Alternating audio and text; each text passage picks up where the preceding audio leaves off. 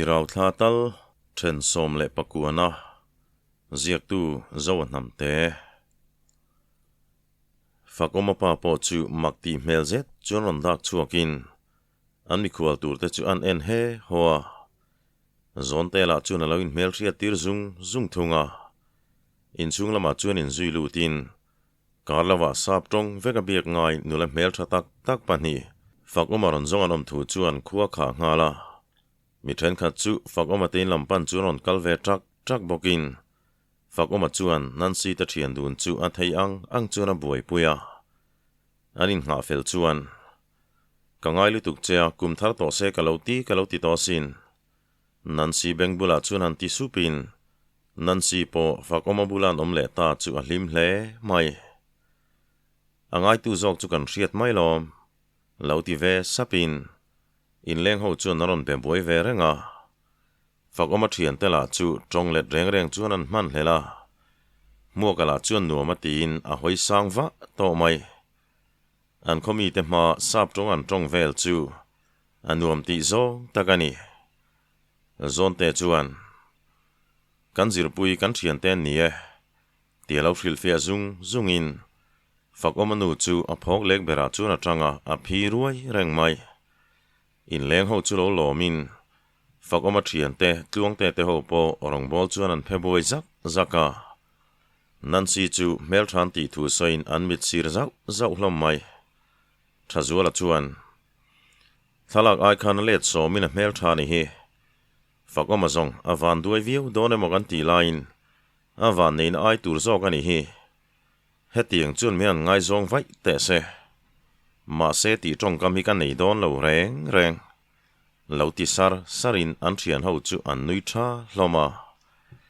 in leng ho po chuan fakoma bial nu chu a mel thamange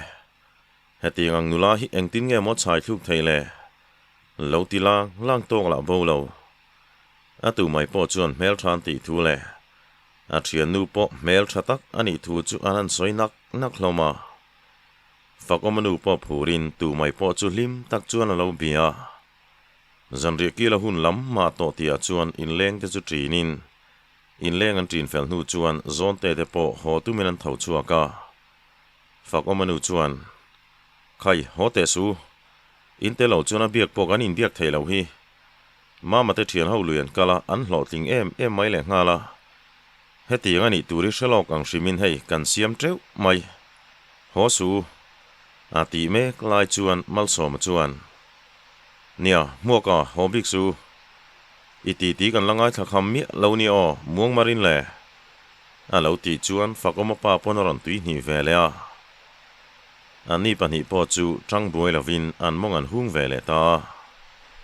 nansi chu nula fing ti taka zon te ni lo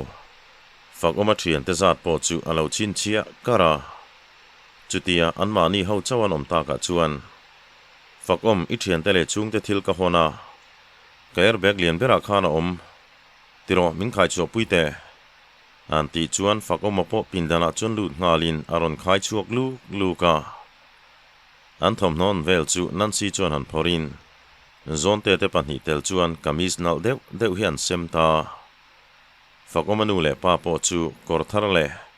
kha silukum lum zumpat ang chi hi aron hona an thom no tharan han mu chu an valom te rengem ri chul chung chuan an hachin lai hloma nansi chuan fakoma hena chuan nang chu kamis le ke korga hon chea nakina kan phormai don nia tiamit ko chun chin akin nia athu barini ti te chuan anima eng chu fakoma chuan alo ti zawa muakala chu aka po zenila min se lawang ti mai tur hian bimoi bula chuan nui hak hian alo ti suama choi photila nansi te chu choi khamlama tuilumin in bual lo ro se kan tlai lu tuk chuan zanlama in leng kan nei mel box sia fakoma nu ne ron ti ta ka chuan ei siamin an buai ngal mama chon bar mol lai chuan fakoma pa chuan mama tluang te in lamai ri mai lo chuan ko san roi tu te lung hi kan ti nur palange tlan du nanga chu thein ni mai dona heta asangin mu maula tu manan oi don lo nansi te hundangan then tir ngot la chu ni si lova luang te na chuan an cham chung riek mai don em ni chu ti lo chu kan mual pholu tu ka nge an ti char chuan fakom po lo bu ngatin nia riek ro se kan ko sanu pa te hi an thik thu chebok sia chu ti chung po chuan soi neu om nual tho mai the ni an buai thak te zong ani hi kan mel thai te la hian engman man thiam om si lawa tluang te chuan lo ti balin mua ka chuan fakom pa thu soi chu alo le sak zunga nan si chuan hnuailam chu mel ranin an ngai tuana sat mel hle mai zon te chuan lo hril fein kan sa khuana in min phuar dan ani miau mai sia nan si nangpo lunglawa la lo sham teo alo ti chuan nan si po han tho halin ole te reng mai tin hlim tak chuan ron nui vele theita chonei kham chuan nan si chu fakoma bula chuan thu chatin ibulari ka chak te lul nen ma sei bula kom thei shim hi ka hlimani Christian kalani ve du don sia chu wang chuan Christian dan chu keipon ka zo mangai ti pa chuan nui se in fakoma chuan ku achak hle mai midang mit mei veng tak chung chuan nan si kut pha chuan vuan zawa nia riak sang mai la zinga kalo ho zia donalom kapa hian English athiam thowa buainai nei lawang kan chuk vele bula karon riak le don nia anti sap chuan nan si chu nui che in iron riak reng tong chu tinan mengkal rala mo ka chuan nan si te lo thlen lima fakomanalom na tong kam vel chu tlem han belin an lo soi chong zata fakomanu chu mui hupin anui dir ngat mai anu dewa chon ron nui chuakin oi mama naupang enin kan lo en mai che ni naupang enin kan lo en reima ma che ni tina nui ta hoka chutian ring nak lai chuan pui ta thian thum poron langin mo kan lom don tin aron rilut bora fakomanu chon lo chonin oho nangni ni mo hei mo po ni che lo mama zir pui te nia an chol mangaron jin khothong satli mai ni hi mama phei chu kan to deuh dona wangin tluang te in lama riak dai dona atunge mo lo ti reng le ti pa chuan an nui ara sai zami chuan fakomaron lu khungtum nula mel thadeu le thian nu non kala zon te le mu kan sap tongin an lo bia mizo tong pon thiam lo ti hi khopum pui ti ni me kani an ti chuan zon te chu lo nui hokin ata mai thin chuan kan thian ten ni hi kan har sat lai berpo chome engelo min ngai tu pui tu ten nia kan khuam mu ven chaka anon zin ani hi engatia ngai dan hi tu tak soi chiam zel nge mokan ni le ti pa chuan an nui ka atushima pui engkim kan soi felvek toy motia fakomana thil hona pek zan che po khan in kutin dom sak dan kha kan mu mai hau lo ni o an ti zui sham chuan pui chuan a leilo chua khumin an zawai chuan an nui ta dara nan si ta thian dun chuan an thu soi chu hrathiam ve hek lo zon te chu zo na mit meng nen chuan an mel zau thina zon te la mi tluak tha ti taka thudik fak shil du lem lo chuan an soi thoi thua ka nan si ta thian dun po an nui ve sak mai in leng dang ron lu nak ta ka chuan sai zami chuan mo en tur berom si lo chuan kan hole mai nge kanu sai fakoma hian min kom thadu to mi lo ni o lo hau ve deuh te tian nui ar chungin an tho chuang ngala fakoma nu chuan oho in va hole ma si ve puital chu la thu ve ri se mole chu ti vuta midang ruala ho nga em ni mama te ho rualian thla kul mai don chelom an ti chuan pui chu lo ner sukin oi ha mi sual ho la hi tina tlan chuak taroka a thian te la chuan pui chu inun lom fual ro ti chu mole lo tin khek ur pa hian mel cherutuk enge mai lo phur ve viu zelni tianui har chungin an liam ve ta phật ông manu chuan in leng ho chu thil lo hril fia ve mol bokin nan si te in bual na tur chu phật ông le zon te chuan an ti fela an ni po in bual tur chuan kom charla man chuak ta thazuala chuan khoi nge puitling ti na kan di pange varandalama meizu dai teang tia chuak tharin midang po chuan aron zuya zon te poron tel ve in malso ma chuan muaka ilo soi di khop mai nan si chu a mel tha e mani khale amal tela han mum tha em mai le ngala charbe dai dan hi ngai tuila thang an ti chuan muaka chan chak zong takalo nia ngoi te kan phak oma ve hi zong apa theilo mani ka tirum rum thina sin a mei chia zo ke na mel tai ngara anek tal reng boka ani la chu thingbul ne kang mai hian atang khong u zel moi mole van ramakai pha om chai silova bimoi nen hian kanin kom ve na sa thina tuna po hian miron ziani karing tlat an cham chu hian thei top chuangai tu manin be ve thiam chuang lova zon te la chu du don silo ka thei to kin tran kan la nge meizial paktal talpa chuan han tin midang ho chun lo nui hak hloma zon te chuan nia mo kai zong tlu lo rim hi nam veng mai ni nulalam hian athu chuan an bor phian le ngala an ti le phei chuan an nui za hle hlom mai anin leng ten ho zeu ta ka chuan an ni ho po in chung lama chuan an lut le ta nan sin bual fai du to ka anin tuai ma manan mule zet zong thazuala te ho chuan mit lak son hi haran ti hle maya mo ka chuan nan si kan va ho do na nge zinga karon kal leang chuan khuai kan phang don nia kan khu hi anu mania kar khatin cham chuan in ho hre to ngatang luya sanghamanin kan kal ho don nia kan khonom ziale engwanga ngai thei em nge kan ni chu in la hredona tlangwal pon mel thate mai ni o phak o mai chu a chepol ani hi ka betui to lo iti chung mayang an ti chu zon te le phak o mate ba ka nan si ta thian dun chu an nui hok maya kan mua ka zet i zong a zei te zei nia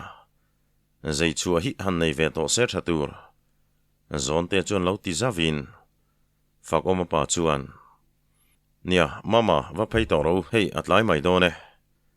nan si te po an chaw lu tukang tin phak oma te po tluang te in lampan tur chuan an tho ta sanga nan si chuan phak oma ba na chuan ron vuan chatin ko thleng son ka ron thlang cheu tinan melkal rala phak oma te kal liam tur chu nan si chuan an en wangin an liam nu chuan in chung an lut le ta phak oma pa chuan zingan lo ho le vat don alom kan sa kho dan hi kan kal thei bik si lova lim deuh khanom tum ro o alo ti ve luk chuan kan lim lu tu kalom ka pa kan ron thena tang khan lim na tur hli rani in mel ka mu thei wang po hian ka lo me phak oman min ho sana tang khan kalunga leng thei lu tu ka choi po tuilo zanin kha chok ei tuile masak berani in bula chon ka hlim em ania kamhangai ber min rin sak tu te ni wangin ka tan chuan in hlua ho to lo om hlen mai te ni ka chak ni ti pa chuan nui arin phak omanu chuan alo chiaw awa oi tong kanin hre thei bok si lo in cham chung hian kanin be thei ngemo an chaw ngatang mu phot ro se alo ti chuan mu turin an in siam tamol mola tu khat chu siam te rong bol mol lai chuan marami churon langin siam te voin chu purin ki man thing phurang u tia iman donem enge chun lama ti turinei aron ti lang chuan o mane kan phur don nia oi kan khorin ki male in khorin ki main an lau zia hi chimle marang thokan ni kan khorin ki ma chu palian ngovu mai le dam thup mai nia anu pui fanau te ngai tu thei ema heta kan rin ki mai chu apate na hang mok chal maya baka anu pui fanau ain nula ngai tu zoka ti pa chuan han nui arin apu chuan nang ni pani la hi eng takhi vein ngai tu veng cheu mo heti huat reng ti chuan in puitling thei don lo in kumatamanga in rilruero chu ngai reng don ani hi no pangchi ang niai reng mai hin nia in risel tha alom lama ngayang tina lo nui ve ka marami chuan chua pa hian oi ka chom he siam aliamang ka chodon lo man ma ve tu mang che ti pa chuan chuakin choi tui tin an in aw la nga chonei kham chuan siam te chu in siamin chua pa chuan kan rei ka ring lo kan lo hole fatang kapuan bu kha ti khan lo omai ro se tin kota chuan a zairat arata marami poron thleng chilin ti bor chung chuan anin nga na thin thing hnuai chuan an thua oi maram somdong hen min vati nui hnem thei tak anau pante reng nian hian anulami reu em mai le ngala manzan po kan kanui rengot mai ni mase anu dewa ka chuan a thu tak box sia muk zet hian min ti puya kamun hmuna ka ngai tu le ta kanui zate mai akut la chui hlei ve zek le ngala oi kan ngai tu le thian mi keu te khan tum ve ata ti pa chun nui khur ngatin marami po chu lo nui ura ka soi tu min soi khal kanui chur renga kei po min hau lom kanui kha zatlata ka thu tak thei thlot lo lom ti pa chun nui bokin purin ki ma poron thleng ta e khai in vali mom ve midang anom ve nge moti na kalaya tiron nui sangin aram lampan chuan an in zui ta dia purin ki ma chuan ma hruain tun tum ka thing ro mu chu a thate mai ni o ka sa dal kamin ka mu fuwa amar thain siam te malang mai avong nal khop mai han khoi vel po har sal tu lo tura ka ngai e po ha tha lovang nui deuh tha chung chuan an tin marami chuan kan thlen huna siam te mal nen angem kan en chin don nia an ti chuan an nui hama sadal ka kam nual boka lo ok se ka tingot mai asan pa thang en tura kal le hi huna he bok sia tunlai chu vashi le varungan tamtlat khulai mol khu siamte kanu pui ka thenanga marami ron loi lu tir mai ta che ti pa chuan an nui karin oi itan te chuan phal lo ngam chi po ni lo chuan ani po hian an nial lo ti ka ria a lo ti zau chuan an nung chu ron ridot maya lal siamte suo minu puilu alan ngot te chu ka du teu lo mai idu le nang mai lu don nia mani shin ni lo ka koi khom pe reng lo an har hlom ro pui si aron ti chu lai ruam khok rum khop chuan an nui le ta purin ki ma po han nui hakin in van sual mai tak atu zo po hian min nei ula ka duat don te reng cheu nen tinan nui ka thingom nan then chuan alo thale mai taka oi atang te deuh zual ti lo chu pai po yom don ani hi atang poi phur ve kang u a mutu pang mai ni siam te nan ti zau chuan purin ki ma chuan nui hakin khoi nge tikhan lo chu than dai ula ka thang kan en thuak ka nge ka rei lowang kan chak mol vela ken ka kam nuala lo ok treu se ni turania tin an chak mualam pan chuan a chhota siam te thian dun po chuan an em vel chu lo da felin ikal chungin azar lian deuh kan lo buai puyange kan phur khop zan chuam don hi kan thei angin kan lo tan don nia ron hon treu ro in sem tham lo ka ron hon la marami chuan han langin sei pui lai nan thei ang chuan an che zui ta siam te chuan oi kan bial pathar te hi kan lo som ve lo ni a thazarual le kan nia sin le ti pa chuan an nui hakin kaning thei mai i bial pa nei hi in nei thei bik lu tuka keini po kan nei ve reng kan soi lo marami chuan lo ti hlakin oi ti lo mai te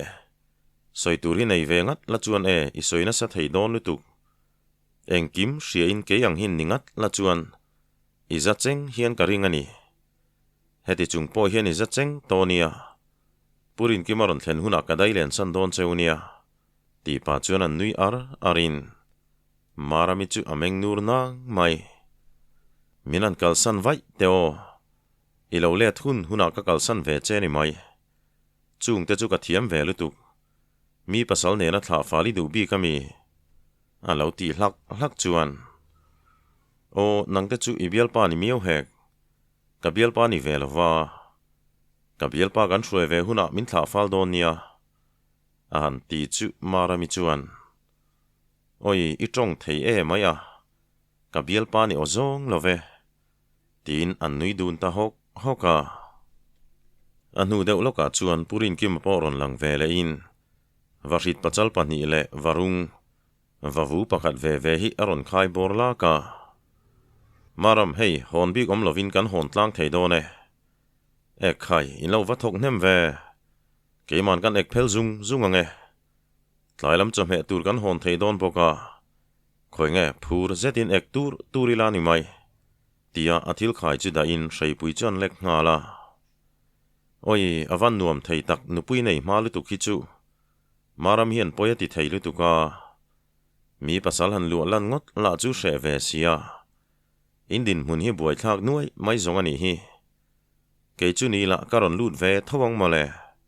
ati lai chuan marami chuan lo pot chatin nang hi ka votak tak don che I chezet zot lu tu mai purin siam te hi ka ti puyang che I duem nu thloi thar lam ti tuai na la ni hi